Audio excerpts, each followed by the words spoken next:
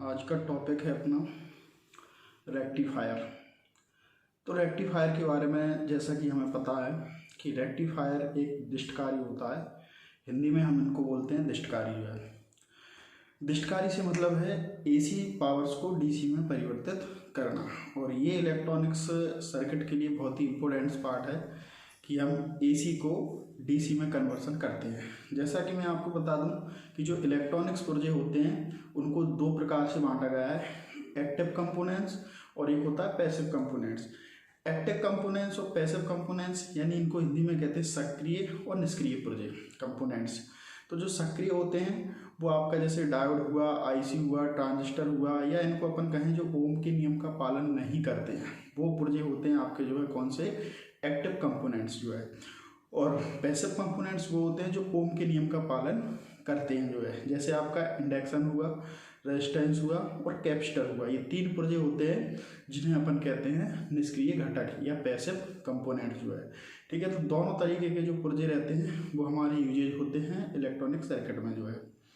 अब होता क्या है कि जब दोनों तरीके के पुर्जे यूज होते थे, कुछ पुर्जे डीसी से चलते हैं, कुछ पुर्जे एसी से चलते हैं, लेकिन ज़्यादातर पुर्जे क्या है डीसी से चलते हैं। लेकिन हम लोगों ने देखा होगा जितना भी पीसीबी बोर्ड है, इलेक्ट्रॉनिक सर्किट है, उसमें हम क्या है एसी में प्लग लगाते हैं कि 230 वोल्टेज देते हैं, लेकिन उसके अंदर क्या होता है, रेक्टिफिकेशन होता है। कोई भी एक इलेक्ट्रॉनिक पुर्जा हो उसके अंदर रेक्टिफिकेशन होता है। तो आज हम उसी पे चर्चा करेंगे कि रेक्टिफिकेशन होता कैसे है। तो रेक्टिफिकेशन करने के लिए सबसे इम्पोर्टेंट जो डिवाइस है उसे हम कहते हैं डायोड, यानी पीएन डायोड, या इसे बोलते हैं दिष्टकारी डायोड। सबसे अच्छी डिवाइस है ये। इससे पहले कुछ और डिवाइस चलती थी जब डायोड का निर्माण नहीं किया गया था, जैसे आपका मेटल रेक्टिफायर था उस समय पे, ठीक है, मरकरी रेक्टिफायर होता था। मतलब ये बहुत ही पुरानी चीज़ें हैं जिनसे अपन एसी को डीसी में बदलते थे, और इनमें लॉसेस और समस्याएं ज़्यादा होती थी, और पुर्जों का जो साइज होता था वो ज़्यादा बड़ा होता था जो है। ठीक है, तो इसलिए क्या होता है उन पुर्जों को बंद कर दिया गया। आज के समय में जो पुर्जा है वो है आपका डायोड, यानी अपन पीएन या दिष्टकारी डायोड के थ्रू बदलते हैं। दिष्टकारी डायोड दो तरीके से काम करता है, एक इसमें होता है हाफ वेव रेक्टिफायर और एक होता है फुल वेव रेक्टिफायर। अब आपको बनाना कैसे है एसी से डीसी, आपको हाफ वेव में बनाना है या फुल वेव में बनाना है। दूसरी जो बात आती है वो ये आती है कि आप कितने डायोडों से बनाना चाहते हैं। एक डायोड से भी बना सकते हैं हम, दो डायोडों से भी बना सकते हैं, और 4 डायोड से बनाते हैं, ठीक है, और 6 डायोडों से भी बना सकते हैं, और 12 डायोडों से भी बना सकते हैं जो है। अब एक डायोड से अगर अपन एसी से डीसी बनाते हैं तो वो हाफ वेव रेक्टिफिकेशन बनता है। हाफ वेव का मतलब होता है कि जो एसी की जो 50 हर्ट्ज की फ्रिक्वेंसी है वो अपन को आधी मिलेगी जो है, हाफ में मिलेगी जो है, ठीक है। और फुल वेव से क्या मतलब होता है, फुल वेव से मतलब होता है उसकी जो एसी की फ्रिक्वेंसी है वो अपन को पूरी मिलेगी। जैसे क्या होता है कि एसी की फ्रिक्वेंसी एक पॉजिटिव चक्र होगा और एक नेगेटिव चक्र होगा, लेकिन जब ये डीसी में बदलेगी तो पॉजिटिव ही चक्र हो जाएगा, मतलब जो फ्रिक्वेंसी होगी वो दोगुनी हो जाती है। तो इसको बोलते हैं अपन full wave rectification. Half wave rectification केवल एक डायोड से होता है, और फुल वेव रेक्टिफिकेशन 2 डायोडों से भी किया जा सकता है और 4 डायोडों से भी किया जा सकता है। जब अपन एक डायोड से करेंगे तो वो हाफ वेव होगा। इससे जो भी वोल्टेज आपका आउटपुट निकलेगा वो आपका 0.45 का गुणा होकर निकलेगा। जैसे मैंने आप जो है एसी दिया 6 वोल्ट, तो डीसी अगर निकलेगा तो कितने, हाफ में 3 निकलना चाहिए, लेकिन 3 नहीं निकलेगा, 0.45 का गुणा होगा इसमें, यानी 0.5 जो वोल्ट होता है वो ड्रॉप करता है रेजिस्टेंस जो है, ठीक है। और फुल वेव का मतलब जैसे मैंने 6 वोल्ट दिया तो 6 ही निकलेगा, लेकिन इसमें भी थोड़ा सा ड्रॉप होता है तो इसमें मिलेगा 90, 2 गुना मिलेगा अपन को जो है, ठीक है, 0.90 मिलेगा जो है। यानी मैंने 6 वोल्ट अगर एसी दिया तो फुल वेव है तो वो 0.90 का गुणा होगा, मतलब 6 का 6 नहीं मिलेगा, यानी ये 5 वोल्ट के समथिंग मिलेगा। ऐसे ही अगर हाफ वेव है तो 6 वोल्ट एसी दिया तो डीसी आपका 6 वोल्ट नहीं निकलेगा, डीसी जो निकलेगा वो 3 वोल्ट से भी थोड़ा सा कम निकलेगा जो है, क्योंकि रेजिस्टेंस जो आपका डायोड रहता है तो वो भी कुछ ना कुछ रेजिस्टेंस रखता है। तो आपको ये पूरा समझ में आ गया होगा कि अब एसी से डीसी कैसे बनाते हैं। मैं थोड़ा सा विस्तार से समझाता हूँ। जब अपन एक डायोड से बनाएंगे तो आपका जो वोल्टेज है वो आपका हाफ निकलेगा, यानी 0.45 निकलेगा। इसके लिए आप ये कहते हैं कि आगे हम इसके ट्रांसफार्मर लगाएं या ना लगाएं। जैसे आप ट्रांसफार्मर एसी से डीसी नहीं बदलता, ट्रांसफार्मर केवल एसी को कम करता है। जैसे आपको एसी ज़्यादा है, जैसे आपके पास 230 है तो वो एसी को कम करेगा, बदलेगा नहीं जो है डीसी को। इसलिए कुछ स्टूडेंटों के माइंड में ऐसा रहता है कि ट्रांसफार्मर से हम एसी डीसी, ट्रांसफार्मर कुछ नहीं है, ट्रांसफार्मर केवल वोल्टेज को कम करता है। एसी देते हैं, एसी को ही कम करता है। जो डीसी बनाने का काम होता है वो डायोडों से होता है जो है, ठीक है। तो एक डायोड से बनाना तो भी आप ट्रांसफार्मर लगाना है तो आप लगा सकते हो, नहीं लगाना तो ऐसी कोई इमरजेंसी उसमें नहीं रहती है। अब अगर हम 2 डायोडों से डीसी बनाते हैं तो इसमें एक टैपिंग ट्रांसफार्मर लगाने की ज़रूरत पड़ती है। इसको हम बिना ट्रांसफार्मर के थ्रू 2 डायोडों से डीसी बनाना संभव नहीं होता, इसलिए इसमें एक टैपिंग ट्रांसफार्मर की ज़रूरत पड़ेगी। लेकिन जब अपन 4 डायोड से बनाएंगे तो इसको बोलते हैं ब्रिज रेक्टिफायर। तो ब्रिज रेक्टिफायर हमेशा फुल वेव देता है। तो ब्रिज रेक्टिफायर में हमेशा 4 डायोड लगते हैं, एक ब्रिज के जैसे लगते हैं, व्हीटस्टोन सेतु के जैसे जुड़ते हैं, तो इससे भी डीसी बनती है। जो 2 डायोडों से डीसी बनेगी वही 4 डायोडों से डीसी बनेगी। अंतर केवल इतना आएगा कि 4 डायोड में आपको ट्रांसफार्मर की कोई नेसेसरी नहीं है, और अगर आप 2 डायोडों से बनाओगे तो इसमें ट्रांसफार्मरों की नेसेसरी रहती है जो है। तो इस तरीके से हम एसी को डीसी में कन्वर्सन करते हैं। उसके बाद जो डीसी अपनी निकलती है वो अशुद्ध डीसी होती है। अशुद्ध का मतलब उसमें पल्सेटिंग रहता है। तो जब भी अपन को पल्सेटिंग को ख़त्म करना होता है जो है, ठीक है, तो उसके लिए हम क्या करते हैं कि एक इसमें फिल्टर परिपथ लगाते हैं। फिल्टर परिपथ का वीडियो मैं आपको आगे बताऊंगा डिटेल में। अलग अलग तरीके के फिल्टर परिपथ होते हैं। सबसे अच्छा जो फिल्टर परिपथ और सस्ता होता है वो एक कैपेसिटर फिल्टर परिपथ होता है। हमें कुछ नहीं करना होता है, एक समांतर में हम कैपेसिटर जोड़ देते हैं तो हमें जो डीसी होती है वो शुद्ध प्राप्त हो जाती है। तो ये था पूरा का पूरा क्या, एसी से डीसी का कन्वर्सन जो है एक डायोड के थ्रू। अब अपन इसको ग्राफ में समझेंगे थोड़ा सा कि ग्राफ में किस तरीके से जो है एसी से डीसी कन्वर्सन होता है। सॉरी, एक चीज़ और बताना भूल गया मैं।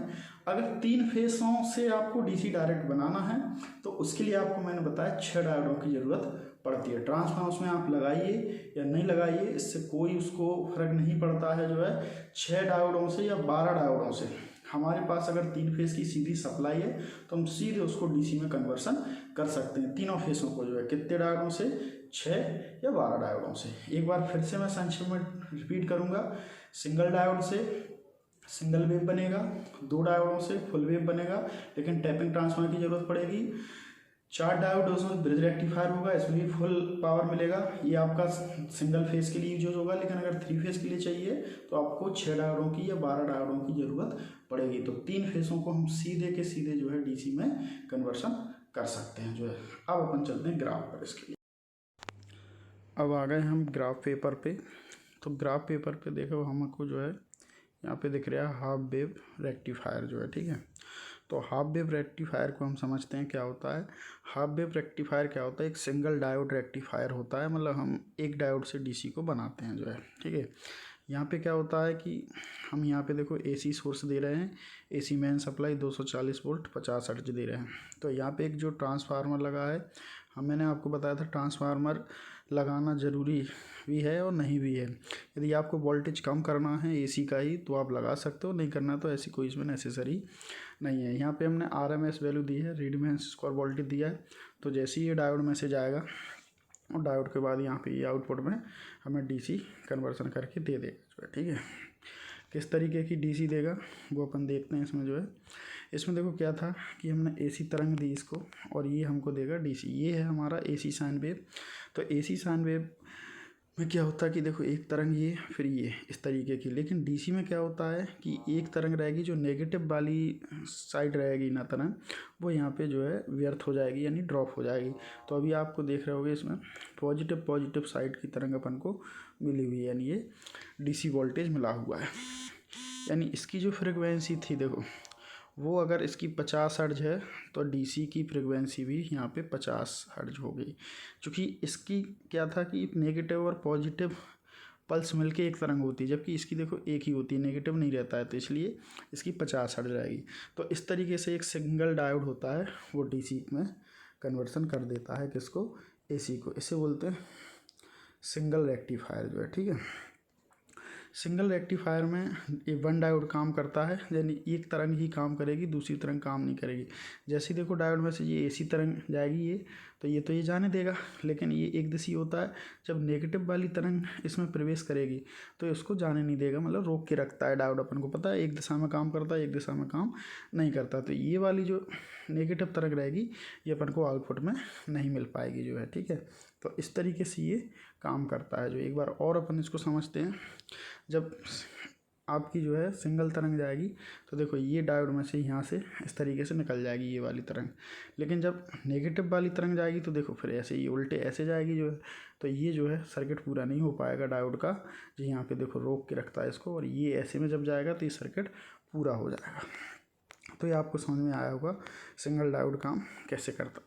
अब सिंगल डायोड में क्या होता है कि यदि आपको डीसी वोल्टेज निकालना हो तो यहाँ पे एक इम्पोर्टेंट चीज़ ये है कि इसमें मैंने आपको बताया था 0.45 का गुणा होगा। जो आउटपुट डीसी होगी इसका सूत्र होता है आउटपुट डीसी बराबर 0.45 RMS। चूँकि जो पीक वैल्यू होती है वो 0.318 हो जाएगी, वैसे होती है पीक टू पीक वैल्यू का अगर अपन देखेंगे तो 637 होती है, लेकिन ये आधी हो जाती है यहाँ पे। तो ये सूत्र अपन को याद रखना है, यानी डीसी जो आपको मिलेगी वो VRMS 0.45 का गुणा करके मिलेगी जो है, ठीक है। तो इस तरीके से अपन एक डायोड से डीसी बना सकते हैं जो है, ये है सिंगल डायोड का, ठीक है। रिपल्स फ्रिक्वेंसी के बारे में मैंने आपको बताया था, ये वही कि 50 हर्ट्ज एसी देंगे तो उसमें 50 हर्ट्ज भी मिलेगी। अब अपन बात करते हैं डायोड कैसे काम करेगा। तो सिग्नल में क्या होता है कि अगर ये फॉरवर्ड बायस में होता है तो ये आपका पूरा देखो सर्किट पूरा होता है जो है, ठीक है, यानी ये शॉर्ट की तरह काम करता है, मतलब आसानी से करंट को फ्लो देता है। लेकिन जब ये रिवर्स होता है तो ये ओपन डायोड की तरह काम करता है। ऐसा कभी क्वेश्चन आता है कि जो है फॉरवर्ड में डायोड कैसे काम करता है और रिवर्स में कैसे। फॉरवर्ड में आपका ये शॉर्ट की तरह काम करेगा और रिवर्स में ये ओपन की तरह कार्य करता है, यानी ये देखो ओपन की तरह डायोड काम करता है जो है। तो ये भी अपन को ध्यान रखना है। ये हो गया हमारा सिंगल वेव रेक्टिफायर। अब हम देखते हैं full wave rectifier. Full wave rectifier मैंने आपको बताया था हम 2 डायोडों से बनाते हैं या 4 डायोडों से बनाते हैं। सबसे पहले हम समझेंगे 2 डायोडों से कैसे बनाते हैं। तो 2 डायोडों के लिए देखो ये चित्र है, इसमें मैंने आपको बताया था एक टैपिंग ट्रांसफार्मर लगेगा। तो ये जो टर्मिनल निकला है ये टैपिंग ट्रांसफार्मर का निकला है, और यहाँ पे अपन AC सप्लाई देंगे, यहाँ पे भी AC आउटपुट होगी। लेकिन एक डायोड ये है, एक डायोड ऐसे एक ही दिशा में अपन को लगाना है। जब AC तरंग आपकी देखो इस तरीके की रहेगी, ये जाएगी, तो ये वाला डायोड इसको देखो यहाँ से ये आने देगा, और एक टर्मिनल जो नेगेटिव है वो यहाँ से आ ही रहा होगा, तो ये सर्किट पूरा हो जाएगा। फिर दूसरी साइड में क्या होगा, दूसरी तरंग देखो ऐसे जाएगी, तो फिर ये वाले डायोड में से होते जाएगी, तो भी देखो सोर्स को मिल जाएगा। मतलब यहाँ पे जो पॉजिटिव टर्मिनल है वो देखो हमेशा मिल जाएगा और नेगेटिव टर्मिनल इसको मिलता ही रहेगा। इसलिए जो बन जाता है ये फुल वेव रेक्टिफिकेशन बन जाता है, यानी हमें जो DC मिलती है वो फुल वेव रेक्टिफिकेशन से फुल तरंग मिलती है जो है। तो इस तरीके से काम करता है हमारा फुल वेव रेक्टिफायर। यहाँ पे अगर अपन चित्र में देखें तो ये देखो वही फॉरवर्ड है, ये रिवर्स है, और यहाँ पे D1 एक तरंग का काम करेगा, D2 करेगा दूसरी तरंग का काम। अगर हमारी AC 50 हर्ट्ज की है इसमें तो DC जो होगी वो 100 हर्ट्ज की हो जाती है, ठीक है, क्योंकि दोनों का काम करता है। अब इसमें क्या होता है DC में एक प्रॉब्लम ये रहती है कि ये देखो शुद्ध DC नहीं है, ये शुद्ध DC को हम बाद में फिल्टर पर लगा के करते हैं। तो ये हो गया 2 डायोडों से कैसे हमारी जो है DC बनती है।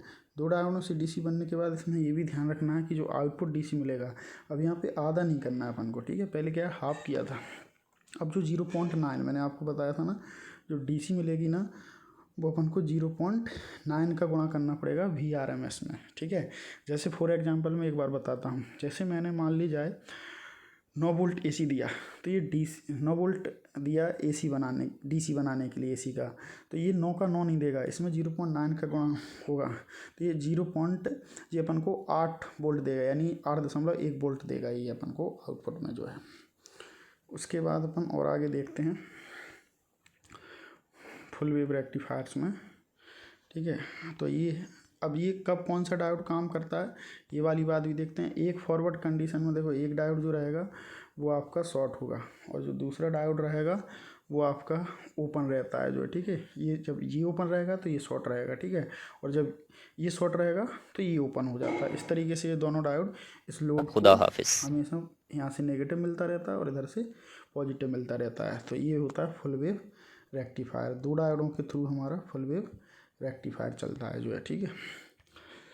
तो इस तरीके से हम फुल वेव रेक्टिफिकेशन बनाते हैं। अब हम देखते हैं कि फुल वेव 4 डायोडों से हम कैसे बना सकते हैं। तो 4 डायोडों से भी मैंने आपको बताया है कि 4 डायोडों से भी हम डीसी बना सकते हैं। यहाँ पे पहले मैं एक बात और बताऊंगा आपको कि यदि हमें डायोड का करंट निकालना है तो कैसे निकालते हैं। डीसी जैसे ही करंट निकालेंगे तो यहाँ पे डीसी वोल्टेज बटे 10 ओम, यानी कितने ओम का आप जो है रेजिस्टेंस लगा रहे हो। जैसे इसमें हमने 10 ओम का लगाया, ठीक है, लोड जो था हमारा 10 ओम का था, तो यहाँ पे जो करंट है वो 2.16 एम्पियर आएगा, यानी एक डायोड में से 2.16 एम्पियर करंट इसमें से फ्लो होगा। टोटल करंट एक डायोड में से कितना होगा 1.8 हो जाएगा, और टोटल कितना होगा 2.16 हो जाएगा।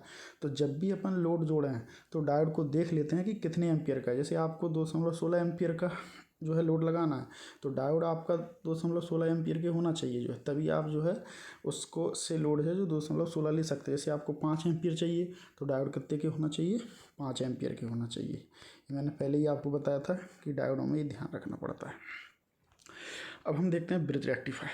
ब्रिज रेक्टिफायर एक इम्पोर्टेंट है। देखो यहाँ पे क्या करना है कि 4 डायोडों को लगाना है अपन को, 4 डायोडों को एक ब्रिज की तरह लगाना है, और इनके लगाने का जो तरीका रहता है वो मैं आपको प्रैक्टिकल में एक और बताऊंगा। जो है यहाँ पे आपको एक पट्टी कहते हैं इसको अपन, और एक जो है बिना पट्टी कहते हैं जो है, ठीक है। डायोडों की एक साइड पट्टी रहती है, एक साइड बिना पट्टी। जैसे ये बिना पट्टी, एक पट्टी और दूसरी पट्टी में यहाँ पे एसी सप्लाई देते हैं, और यहाँ से अपन को इन दोनों डी और बी से डीसी सप्लाई मिल जाती है। तो एक बार में क्या होता है जी, इस तरीके काम करेगा। जैसे ये वाली तरंग चलेगी अपने ऐसे, तो हमारी सप्लाई जाएगी, देखो D2 में से ऐसे जाएगी, और ये लोड में से होती हुई और D3 में से ऐसे वापस निकल जाएगी आधे चक्र में।